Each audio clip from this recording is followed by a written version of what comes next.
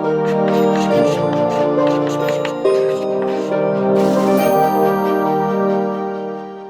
दोस्तों, हम लोग अपने अगले वीडियो में चलते हैं जिसमें बात करेंगे जैविक कृषि की और सस्टेनेबल डेवलपमेंट की, जिसको हम लोग बोलते हैं हिंदी में सतत विकास।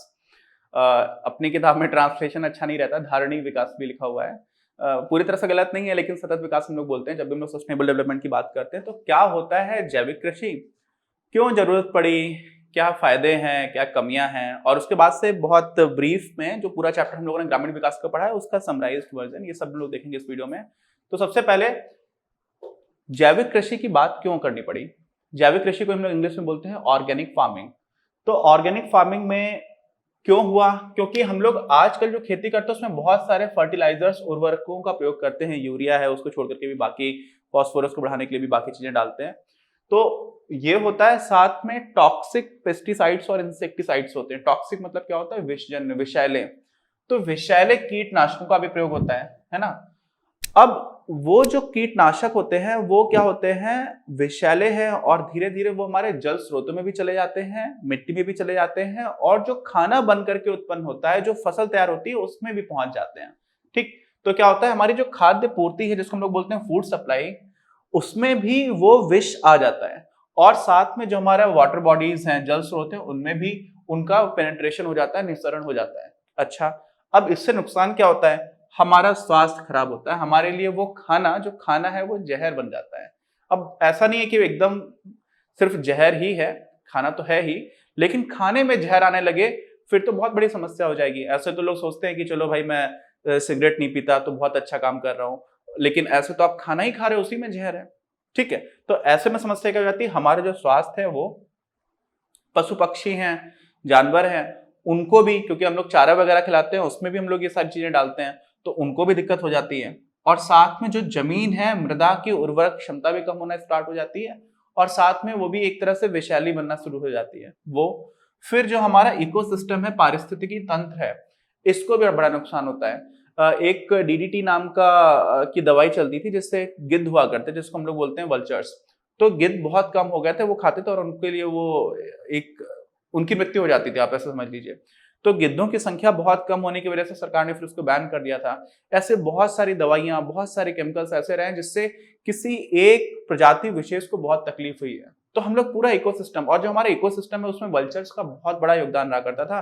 किसी भी जानवर कोई मर गया है तो उसको बहुत आसानी से वो लोग साफ करते थे डेथ होने के बाद से। तो वो सारी चीजें क्या थी, एक बना बनाया इकोसिस्टम पूरा बदलना स्टार्ट हो जाता। तो इस तरह की चीजें देखी गई। अब ये सारी चीजें हो रही हैं, ठीक, और लोग पैसे कमाते जा रहे हैं, खाना लेकिन जो खा रहे हैं उसमें जहर है। तो हुआ क्या, ऐसी स्थिति में सोचा गया कि कुछ हमें इको फ्रेंडली, जो पर्यावरण की मित्र है, इस तरह की कोई टेक्नोलॉजी लेकर के आना चाहिए, क्योंकि अब हम लोग पर्यावरण के साथ में कोई ऐसा दुर्व्यवहार ना करें, पर्यावरण को नुकसान पहुंचाते जा रहे हैं वो ना करें।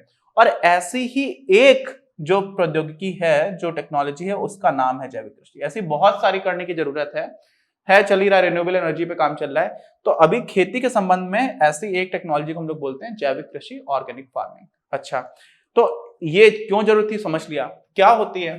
तो क्या में सीधा सीधा है, जैविक कृषि खेती करने की वो पद्धति है जो पर्यावरणीय संतुलन को पुनः स्थापित करती है, क्योंकि हम लोगों ने बिगाड़ तो दिया ही है, तो उसको फिर से रिकवर करना है, पुनः स्थापित करना है, फिर उसको प्रोटेक्ट करके रखना है, संरक्षण करना है, और उसी को और अच्छे से और मजबूत करना, उसका संवर्धन करना है।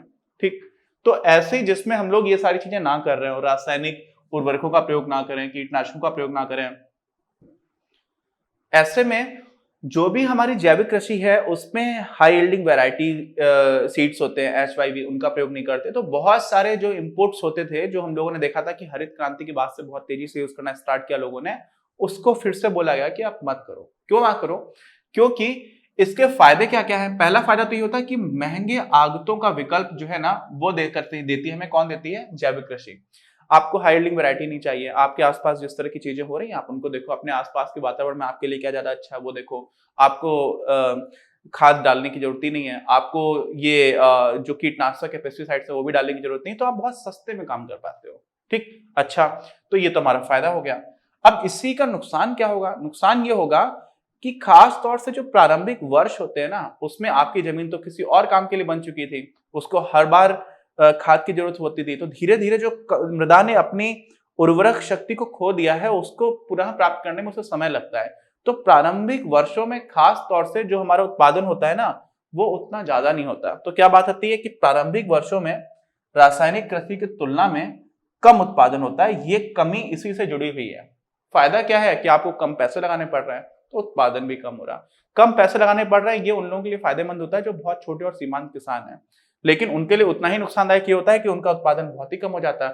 पहले ही वो मुश्किल से गुजर बसर हो पा रही थी, अब तो उतना पैसा भी नहीं मिलेगा। अच्छा, दूसरा फायदा क्या है कि जैसे जैसे इंसानों के पास पैसा ज्यादा आता जा रहा है ना, तो अब उनको ये समझ में आता है यार कि ठीक है, पैसे का हमारे जो कहावत है उसमें कहा जाता है पहला सुख निरोगी काया। तो निरोगी काया में आपका शरीर अच्छा रहे, पैसा उतना इंपॉर्टेंट नहीं रहता जब पैसा ज्यादा आ जाता है। तो अब लोग चाहते हैं कि वो ऐसी चीजें खाएं जिसमें ज्यादा अच्छे पोषक तत्व हों, जहरीले और विषैले तत्व ना हो। तो ऐसे कारणों की वजह से जो दुनिया भर के बाजार हैं उसमें ऑर्गेनिक प्रोडक्ट्स का, ऑर्गेनिक फूड की मांग बढ़ती जा रही है। और इस वजह से भारत में अगर हम लोग इसको प्रमोट करते हैं तो हमारे पास निर्यात करने का स्कोप है, एक्सपोर्ट करने का। और एक्सपोर्ट प्रमोशन की भारत को वैसे ही बहुत नीड है। हमारा जो बैलेंस ऑफ ट्रेड है वो निगेटिव ही रहता है एक तरह से। हम लोग ज्यादा इंपोर्ट करते हैं, एक्सपोर्ट बहुत कम करते हैं। तो उस पॉइंट ऑफ व्यू से भी अच्छा है। और साथ में भारत की जो करेंसी है, मुद्रा है, वो काफी कमजोर है। $1 का चल रहा है अभी। तो अगर आप ऐसी जगह पर कुछ भेजते हो तो वहां से आमतौर पर आपको ज्यादा अच्छे पैसे मिलते हैं और उन बाजारों में मांग बढ़ रही है। अच्छा, तो ये भी हमारे लिए अच्छी चीज हो गई। तीसरी, अपेक्षाकृत अधिक कीमत होती है इनके उत्पाद की। अब तो इंडिया में भी कुछ कुछ ऐसी चेन्स हैं, फूड चेन्स हैं, वो सब खुल गई है, जहां पर होता क्या है कि आपको इस तरह के प्रोडक्ट्स महंगे मिलते हैं। आपको मान लीजिए कोई चीज ₹20 में मिल रही है, वही अगर आप ऑर्गेनिक लोगे तो वो ₹40 में मिले। 100% से ज्यादा महंगा भी मिलता है कभी कभी, लेकिन नॉर्मली 50% 60% तो महंगा मिलता ही है। तो आप भले ही सामान कम बना पा रहे हो, पैदावार कम हो रही है, लेकिन उसका मार्केट में जो वैल्यूएशन है वो ज्यादा है। क्यों? क्योंकि लोग जो अब चाहते हैं कि नहीं, मुझे इस तरह का बेकार खाना नहीं खाना चाहिए, क्योंकि वो कैंसर बहुत सारी चीजों से होता है, कार्सिनोजेंस बहुत सारी चीजों से बन रहा होता है। तो जो लोग जागरूक हैं या जो लोग इन सारी चीजों को महत्व देते हैं, वो ऐसा सोचना स्टार्ट कर चुके हैं और इस वजह से वो ज्यादा पैसे देने के लिए भी तैयार रहते हैं। तो भले ही आप कम उत्पादन करो, लेकिन आपको पैसे ज्यादा मिल रहे हैं। अच्छा, अधिक पोषक तत्व है, ऐसा भी कई स्टडी से पाया गया और कुछ जगह पर कॉन्फ्लिक्टिंग भी पाया गया कि तत्व ज्यादा है, सारी चीजें हैं, लेकिन कुछ कुछ चीजें ऐसी हैं जहां पर एकदम 100% से आप ऐसा नहीं बोल सकते हो कि इस तरह के प्रोडक्ट्स को यूज करना ही हमेशा श्रेष्ठ है। लेकिन बाजार में मांग बढ़ रही है और कई चीजों में अच्छा भी है। ठीक, अच्छा, फिर एक जो इंडिया स्पेसिफिक बहुत अच्छी चीज है वो क्या है? श्रम का अधिक प्रयोग। मतलब क्या हुआ, अब जो हमारा सिस्टम बन चुका है खेती करने का, उसमें हम लोग मशीन्स का बहुत प्रयोग करते हैं, है ना, बहुत सारे फर्टिलाइजर्स का प्रयोग करते हैं। तो वहां पर श्रम उतना नहीं लग रहा होता है, जबकि भारत में अभी भी हमारी लेबर फोर्स का करीब करीब 45% ऐसा है जो खेती में डायरेक्टली काम कर रहा है। अब वो 45% जो लोग हैं, वो लोग बहुत ज्यादा पड़ जाते हैं जितनी जमीन हमारे पास है। तो खेती में सबसे बड़ी समस्या तो ये है कि लेबर बहुत ही ज्यादा है, बहुत ज्यादा सरप्लस है।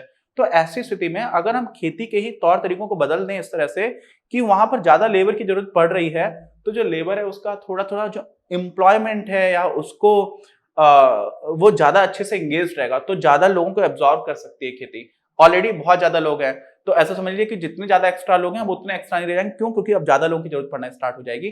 तो उस पॉइंट ऑफ व्यू से इंडिया के लिए क्यों खासतौर से अच्छा है, तो उसमें यह आ जाता है कि लेबर इंटेंसिव है, श्रम की ज्यादा जरूरत पड़ती है। तो ये हमारे फायदे हो गए। अब आवश्यकता क्या है, इसका मतलब जो फायदे हैं, इसका मतलब इसको हमें पॉपुलराइज करना चाहिए, इसको फेमस बनाना चाहिए। तो सबसे पहली तो बात आती है कि जागरूकता, अभी जागरूकता की काफी कमी है। दूसरी बात आती है कि किसानों में किसी भी नई टेक्नोलॉजी को अडॉप्ट करने के लिए, उसको लागू करने के लिए बहुत इच्छा शक्ति की कमी होती है। बहुत डरते हैं, क्योंकि डरना जायज भी है उनका, मतलब क्योंकि एक बार अगर फसल खराब हो गई तो बेचारों को कर्जा लेना पड़ जाता है, फिर कई लोग आत्महत्या भी कर लेते हैं, क्योंकि इस तरह की समस्याएं बनी हुई हैं हमारे देश में। तो ऐसे में किसानों की इच्छा शक्ति की भी काफी बड़ी समस्या होती है और वो किसी भी तरह से बने बनाए सिस्टम से अगर खराब परिणाम आ जाता है तो उनको बहुत कष्ट होता है। इसलिए सोचते हैं इससे अच्छा तो हम पहले कर रहे थे वही कर लेते, हमने नई चीजें सीखी और उससे परिणाम बुरा और आ गया। तो इन सारे कारणों की वजह से यहाँ पर इच्छा शक्ति वाला जो है वो भी काफी इंपॉर्टेंट एलिमेंट रहता है। और यहाँ पर हम उन्हें जब जागरूक करेंगे तब उनको धीरे समझ में आना होता है और परिणाम निकाल करके दिखाने होते हैं। अच्छा, अब इसी में उपयुक्त नीतियां सरकार बनाए, इसकी बहुत ज्यादा आवश्यकता है। किसकी? कि आप जैविक कृषि को प्रमोट करना स्टार्ट करो। अभी जैसे यूरिया वगैरह खाद है, सब्सिडाइज चलता है, तो लोग डालते ही हैं। आप बना महंगे में रहे हो, सस्ते में किसान को दे रहे हो, वो डाल लेता है। अब होता क्या है, उससे जमीन भी खराब हो रही है, नाइट्रोजन का वैसे रेशियो बढ़ता चला जा रहा है। जो भी हमारे एलिमेंट्स होते हैं जमीन में जिनकी इंपॉर्टेंस होती है, नाइट्रोजन इंपॉर्टेंट है लेकिन जरूरत से ज्यादा होने लगी है। तो वैसी चीजें हो जाती है। तो ये सब करने की हमें आवश्यकता है। अब इसमें एक चीज और है समझना, कमी बता रहा हूं उसी में आपको समझ आ रहा है कि जो कमियां उनको दूर करना भी एक तरह से आवश्यकता हो जाएगी। तो एक तो जो सबसे बड़ी कमी आती है वो आती है विपणन व्यवस्था की। जो भी ऑर्गेनिक फूड होता है ना वो उतने दिन चलता नहीं है, वो जल्दी खराब हो जाता है। उसमें पेस्टिसाइड इंसेक्टिसाइड पहले से नहीं पड़ा हुआ है, आप ऊपर से उसमें स्प्रे भी नहीं करते हो। अभी तो आप बड़े बड़े मॉल्स में जाओगे, वहां पर सब्जियां बिक्री होती है, उसके ऊपर स्प्रे कर देते हैं, तो ताजी ताजी आपको दिखेगी, लेकिन वो भी एक तरह से विषैला पदार्थ उसके ऊपर छिड़का जा सकता है, या वो आपके लिए उतना स्वास्थ्यवर्धक नहीं है उसका सेवन करना, लेकिन फिर भी वो दिखता अच्छा और खराब देर में होती है। ऑर्गेनिक फूड जल्दी खराब हो जाता है, तो आपको मार्केटिंग बहुत अच्छी करनी चाहिए, ट्रांसपोर्टेशन बहुत अच्छा हो, स्टोरेज बहुत अच्छा हो, क्योंकि जल्दी खराब हो रहा है। तो उसकी बहुत बड़ी कमी है। जो इंफ्रास्ट्रक्चर है ना, आधारिक संरचनाएं हैं, उसमें बहुत ज्यादा कमियां हैं, और ये हमारे काफी बड़ी समस्या है। क्योंकि जो बना भी रहा है आप उसको एक तुरंत मार्केट उपलब्ध कराओ। गांव में तो जो आमतौर पर जो लोग हैं वो अभी उतने जागरूक नहीं है इसको खाने के लिए भी, और साथ में वो ज्यादा पैसे भी नहीं दे पाएंगे। तो जो शहरी केंद्र है वहां तक पहुंचाना और जल्दी पहुंचाना, ये सारी चीजें काफी इंपॉर्टेंट है। प्रारंभिक वर्षों में रासायनिक कृषि की तुलना में इसमें कम पैदावार होती है, हम लोग बात कर ही चुके हैं। इसमें शीघ्र खराब होने की संभावना होती है, और एक और एस्पेक्ट आता है कि जो सीजन चल रहा है ना उसी के पैदावार इसमें हो रही होती है। क्योंकि हम लोग क्या करते हैं, पर्यावरण जैसा कराना चाहता है वैसे खेती करने का मतलब है कि पर्यावरण को नुकसान ना हो। तो आप बेमौसमी चीजों को उगाओगे, चाहे किसी भी तरह का फूड प्रोडक्ट हो, तो उसको करना बहुत मुश्किल हो जाता है, क्योंकि बाय डेफिनेशन ही हम लोग पर्यावरण के साथ काफी हद तक अलाइंड होकर के काम कर रहे होते हैं, तो हम वो नहीं कर सकते हैं। तो ये सारे इसके एस्पेक्ट्स हैं। लेकिन फिर भी ओवरऑल जो भी अंडरस्टैंडिंग है एग्रीकल्चरिस्ट पे इंडिया में, उसमें है कि जैविक कृषि को हमें काफी प्रमोट करना चाहिए। हम लोगों ने जो पूरा चैप्टर किया है उसी को बहुत जल्दी से ब्रीफ में खटाखट कंप्लीट कर लेते हैं, और एक बार क्विक रिवीजन करते हैं इसका। तो क्विक रिवीजन में अगर हम लोग देखेंगे चैप्टर में, तो सबसे पहला तो पॉइंट ये था कि ग्रामीण क्षेत्रों का पिछड़ापन इतना ज्यादा है और इतना गंभीर समस्या है कि जब तक कुछ चमत्कारी नहीं होगा तब तक हम इतने सारे पैरामीटर्स में ग्रामीण क्षेत्र में रहने वाली जनता पिछड़ी हुई है, सोशल और इकोनॉमिक टर्म्स में, जिसको हम लोग बोलते हैं आर्थिक सामाजिक या सामाजिक आर्थिक पैरामीटर्स में, कि हमें कुछ चमत्कारी परिवर्तनों की आस है ना। अब वो आस ऐसे तो पूरी होती नहीं है, उसमें हम क्या क्या कर सकते हैं। तो पहली चीज आती है हमारे डाइवर्सिफिकेशन की, कि भाई सिर्फ खेती पर डिपेंडेंट मत रहो, खेती को भी करने के तरीके बदलने की आवश्यकता है। लेकिन साथ में सिर्फ खेती पर डिपेंडेंट मत रहो, बहुत सारी चीजें ऐसी हैं जिसमें आप और करोगे तो आपकी आर्थिक स्थिति सुदृढ़ होगी, और आर्थिक विकास के साथ सामाजिक विकास का भी हम लोगों ने काफी अच्छा कोरिलेशन देखा है कि आर्थिक विकास होता है तो सामाजिक विकास भी हो रहा होता है। इसमें क्या क्या आ जाता है, डेयरी उद्योग है ना, गाय भैंस और बाकी जो जानवर है उनका पालन किया जा सकता है। फिर मुर्गी पालन, ये भी संख्या के आधार पर सबसे बड़ा है भारत देश में सारे जानवरों में, तो इससे भी काफी फायदा हो सकता है। प्रोटीन डाइट की काफी कमी रहती है भारत में, तो अंडों का सेवन किया जा सकता है, उस वाले पॉइंट ऑफ व्यू से भी काफी इंपॉर्टेंट है। फिर मत्स्य पालन, फिशरी का कर सकते हैं। इसमें थोड़ी सी जो नई जानकारी मुझे मिली थी वो ये था कि भारत में इनलैंड फिशरी जो फिशरी है वो ज्यादा कंट्रीब्यूट करती है, समुद्र से काफी होता है, लेकिन जमीन जो भारत का भूभाग है उसके अंदर काफी अच्छे से कर रहा है, और इसमें पिसिकल्चर को भी काफी अच्छे से यूटिलाइज किया जा सकता है। फिर बागवानी, इसमें हम लोग फल सब्जियां फूल ये सारी चीजें उगाते हैं, जिसमें हमें अच्छे दाम मिलते हैं, इसमें मेहनत ज्यादा होती है लेकिन दाम अच्छे मिलते हैं। तो इन सारी चीजों में हमें डाइवर्सिफाई करने की आवश्यकता है, लोगों को बताने की आवश्यकता है, और इसके लिए चीजें उपलब्ध कराने की आवश्यकता है। कैसी चीजें, अब बागवानी और इस तरह का जो प्रोडक्ट है वो जल्दी खराब होता है, तो हमें स्टोरेज यानी कि भंडारण बहुत अच्छा हो, ट्रांसपोर्टेशन यानी कि अच्छे से एक जगह से दूसरी जगह पर सामान पहुंचाया जा सके, तो उसके लिए रोड्स बाकी नेटवर्क अच्छा होना चाहिए। और साथ में जो अननेसेसरली बॉर्डर्स पर रोका जाता था, तो उस तरह से जीएसटी हमारा काफी अच्छा है कि एक जगह से दूसरी जगह पर सामान भेजा जाएगा, तो अननेसेसरली ट्रक्स को बीच में रोका नहीं जाएगा, चीजें खराब होने की जो गुंजाइश है वो थोड़ी कम ही होगी, क्योंकि अननेसेसरली आप रोक रहे हो, एग्रीकल्चर प्रोडक्ट्स होते हैं काफी जल्दी जल्दी खराब हो रहे होते हैं। और साथ में आपको विपणन बहुत अच्छा करना पड़ेगा, मार्केटिंग बहुत अच्छी करने की जरूरत पड़ेगी।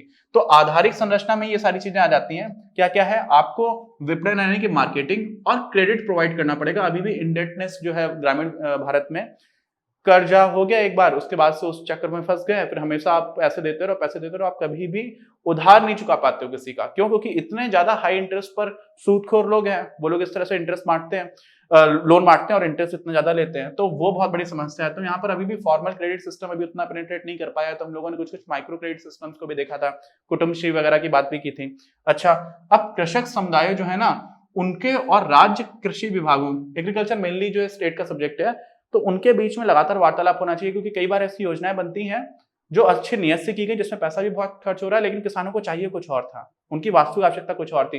तो वो जो एक कंटिन्यूअस कम्युनिकेशन होता है ना, वहां पर आप एग्जैक्टली समझ पा रहे होते हो कि हाँ इनकी आवश्यकता क्या है, तो वहां पर उनके बीच में अच्छे से बातचीत हो, ये बहुत ज्यादा आवश्यक है। और फिर पर्यावरण के लिए जो मित्रवत टेक्नोलॉजीज हैं, प्रौद्योगिकियां हैं, उनका क्या होना चाहिए, विकास भी होते जाना चाहिए और उनका उपयोग भी हो, उनको लागू भी किया जाए। जैसे हम लोगों ने जैविक कृषि की बात की थी, तो ये हमारा ब्रीफ में एक संक्षिप्त रिवीजन चैप्टर का बोल सकते हैं। सारे वीडियोस आप देखेंगे तो ये सारी चीजें आपको बहुत आसानी से समझ में भी आ जाएंगी और काफी ज्यादा इंपॉर्टेंट है भारत के आर्थिक विकास के दृष्टिकोण से और बहुत ही इंपॉर्टेंट चैप्टर, मुझे काफी पसंद है। तो उम्मीद है आपको ये सारे वीडियोस काफी हेल्पफुल लगे होंगे, आपकी अंडरस्टैंडिंग को काफी इंप्रूव किया होगा। और अगर ये वीडियो भी पसंद आया तो प्लीज लाइक करिए और दोस्तों के साथ शेयर करिए। चैनल सब्सक्राइब नहीं किया तो प्लीज सब्सक्राइब द चैनल और बेल आइकन दबाना ना भूलिए। मिलते हैं हम लोग अपने अगले चैप्टर में अगले वीडियो के साथ। इस वीडियो के प्रायोजक हैं आप, और अगर आप ऐसे ही और वीडियोस बनाने में हमारी मदद करना चाहते हैं तो पैट्रियन पर जाकर या फिर स्क्रीन पर दिए गए QR कोड को स्कैन कर अपना योगदान जरूर दें। अपनी क्लास का उद्देश्य आप सभी के लिए आप ही की भाषा में गुणवत्तापूर्ण शिक्षा उपलब्ध कराना है। कक्षा 12 तक के सभी प्रमुख विषयों पर हम वीडियोस बना रहे हैं और कुछ विषयों पर वीडियोस आपके अपने चैनल अपनी क्लास की ही अन्य प्लेलिस्ट पर अपलोड भी हो चुके हैं। ज्ञान के प्रकाश से देश को सशक्त बनाने के हमारे इस प्रयास में इस चैनल को सब्सक्राइब करके और लोगों के साथ शेयर करके अपना बहुमूल्य योगदान जरूर दें। पढ़ेगा इंडिया तो बढ़ेगा इंडिया।